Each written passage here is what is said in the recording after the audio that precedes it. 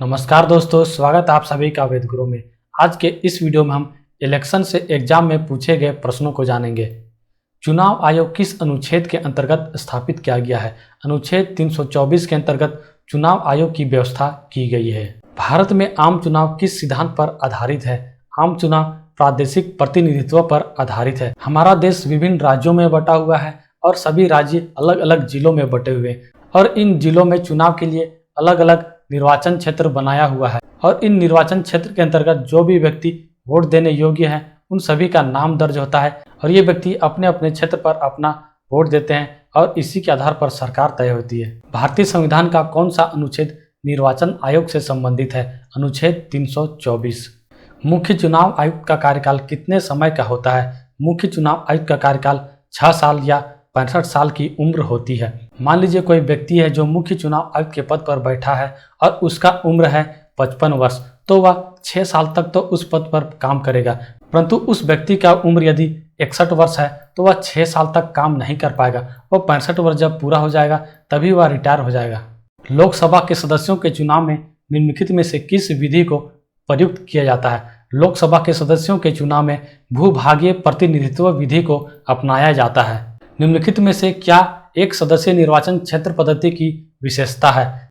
जिन निर्वाचन क्षेत्रों से एक सदस्य चुना जाता है उसे एक सदस्यीय निर्वाचन क्षेत्र कहते हैं और एक सदस्यीय निर्वाचन क्षेत्र में विधानमंडल में स्थिर बहुमत होता है और स्थिर बहुमत होने के कारण एक दल की अस्थायी सरकार बनने की संभावना होती है। तो इस प्रश्न का सही उत्तर होगा विधानमंडल में स्थिर बहुमत प्राप्त होता है। भारत की संसद द्वारा दल बदल विरोधी कानून अर्थात एंटी डिफेक्शन लॉ किस वर्ष पारित किया गया था? या 1985 में पारित किया गया था। मताधिकार से क्या अभिप्राय है? मताधिकार से अभिप्राय है वोट देने का अधिकार। भारत में मताधिकार की आयु पहले 21 वर्ष थी, परंतु 61वें संविधान संशोधन 1988 द्वारा अनुच्छेद 326 के तहत 21 वर्ष से घटाकर अब मताधिकार की आयु 18 वर्ष कर दिया गया। संविधान के किस संशोधन द्वारा मतदान की आयु 21 वर्ष से घटाकर 18 वर्ष की गई है? 61वें संविधान संशोधन के द्वारा। भारत के नागरिकों के लिए निर्धारित मत देने की न्यूनतम आयु क्या है? 18 वर्ष और इससे पहले क्या थी? 21 वर्ष। मताधिकार कैसी प्रक्रिया है, कैसी विधि है? मताधिकार एक विधि है जिसमें वोटर अपना वोट देने के लिए अपने अधिकारों का उपयोग करते हैं, इसलिए इसका आंसर होगा ऑप्शन डी। निम्नलिखित में से कौन प्रातिनिधिक सरकार उपबंधित करता है? अप्रत्यक्ष लोकतंत्र प्रातिनिधिक सरकार को उपबंधित करता है। इस प्रकार के सरकार में जनता ही अपने प्रतिनिधियों को चुनती है। जब उस प्रतिनिधि की अवधि समाप्त हो जाती है तो जनता ही डिसाइड करती है कि इस प्रतिनिधि को रहने दिया जाए या फिर दूसरी प्रतिनिधि को चुना जाए। 2019 में चुनी गई लोकसभा कितने नंबर की लोकसभा थी? ये थी 17वीं लोकसभा। विधानसभा निर्वाचन क्षेत्रों के लिए निर्वाचन पर व्यय की अधिकतम सीमा 2014 में बढ़ाकर कितनी कर दी गई है? 2014 से पहले चुनाव खर्च के लिए लोकसभा की राशि थी 40 लाख और विधानसभा की राशि थी 16 लाख, परंतु 2014 में इस राशि को विधानसभा के लिए बढ़ाकर 28 लाख कर दिया गया और लोकसभा के लिए बढ़ाकर 70 लाख कर दिया गया। परंतु कोरोना काल के दौरान इस राशि में 10% की बढ़ोतरी की गई, जिससे लोकसभा की राशि 77 लाख हो गई और विधानसभा में निर्वाचन क्षेत्र के लिए खर्च करने की राशि 30.8 लाख हो गई है। राष्ट्रीय राजनीतिक दल वह होता है जिसने पड़े कुल मतों का 6% प्राप्त कर लिया हो। कितने राज्यों में? 4 या अधिक राज्यों में। परंतु राष्ट्रीय राजनीतिक दल होने के लिए और भी तथ्यों को ध्यान में रखना आवश्यक होता है। यहाँ पर राष्ट्रीय दलों एवं राज्य स्तरीय दलों की मान्यता हेतु कुछ मापदंड दिए गए हैं। आप वीडियो को पॉज कीजिए और इसे पढ़ लीजिए। लोकसभा अथवा विधानसभा के किसी चुनाव प्रत्याशी की जमानत राशि जब्त कर ली जाती है कब? जब वह कुल मतदान के 1/6 मत भी प्राप्त नहीं कर पाता है। संसद के चुनाव में मत देने का अधिकार कैसा अधिकार है? संसद के चुनाव में मत देने का अधिकार एक कानूनी अधिकार है। मत देने का अधिकार एक राजनीतिक अधिकार भी है। यदि प्रश्न में कानूनी अधिकार नहीं रहता, उसके स्थान पर रहता राजनीतिक अधिकार, तब उस प्रश्न के हिसाब से उसका आंसर हो जाता कि मत देने का अधिकार एक राजनीतिक अधिकार है। किस दल ने 2 वर्ष के समय में 2 प्रधानमंत्री दिए हैं? जनता दल ने 2 वर्ष के समय में 2 प्रधानमंत्री दिए हैं, HD देवगौड़ा और इंद्र कुमार गुजराल के रूप में। क्षेत्रफल की दृष्टि से निम्नलिखित में से कौन सा संसदीय चुनाव क्षेत्र सबसे बड़ा है? क्षेत्रफल की दृष्टि से सबसे बड़ा संसदीय चुनाव क्षेत्र है लद्दाख और क्षेत्रफल की दृष्टि से सबसे छोटा संसदीय चुनाव क्षेत्र है लक्षद्वीप। यह भी याद रखना, निर्वाचकों या मतदाता संख्या की आधार पर सबसे बड़ा संसदीय चुनाव क्षेत्र है मल्काजगिरी जो कि तेलंगाना में है तथा सबसे छोटा संसदीय क्षेत्र है लक्षद्वीप। निम्नलिखित में से द्रविड़ कजगम के संस्थापक कौन थे? द्रविड़ कजगम के संस्थापक थे पेरियार ईवी रामास्वामी नायकर। भारत के प्रथम मुख्य निर्वाचन आयुक्त कौन थे? प्रथम मुख्य निर्वाचन आयुक्त थे सुकुमार सेन। भारत के पहले चुनाव आयुक्त कौन थे? भारत के पहले चुनाव आयुक्त थे डॉक्टर सुकुमार सेन।